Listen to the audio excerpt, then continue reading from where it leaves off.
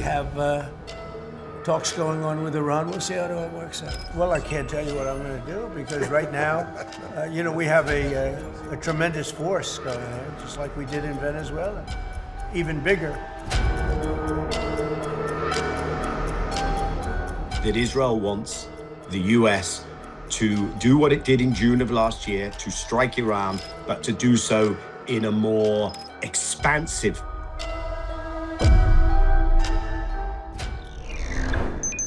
I think there's a high degree of clarity on that Israel's intent, as it has been throughout, and it has succeeded in the past, in sabotaging any prospective diplomatic arrangement.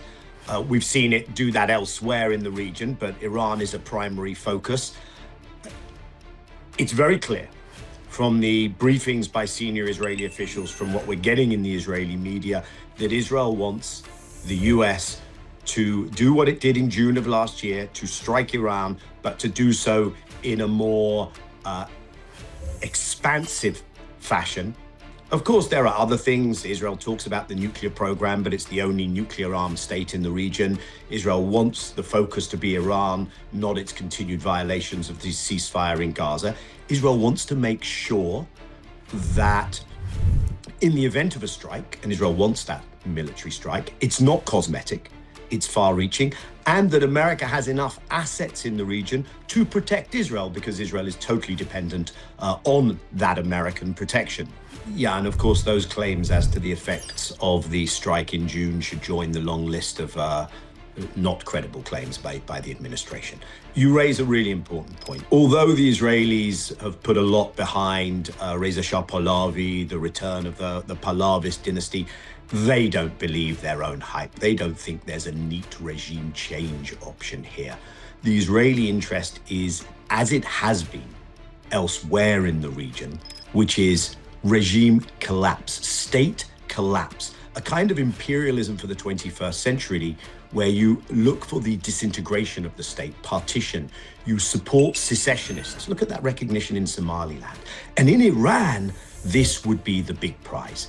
Can you get Iran to implode on itself? You remove not only the threat, but you increase Israel's freedom of action. And that is one of the reasons why you see such a different approach from Israel as opposed to others in the region. Because Israel knows Iran is far away. Israel manages the state collapse nearby by simply occupying other people's territory illegally, whether that's in Syria, Lebanon, Palestine, of course.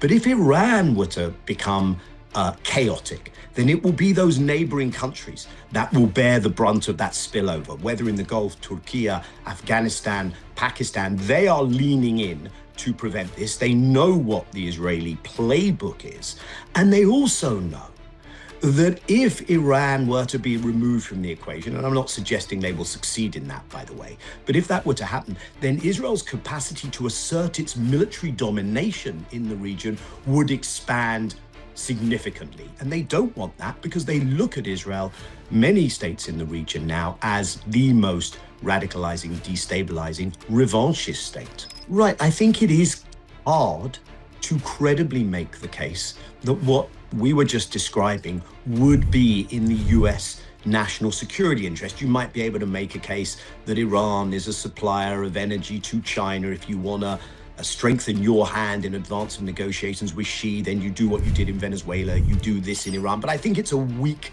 case because I think this does not serve the US. And therefore, you see that debate inside the US, inside MAGA.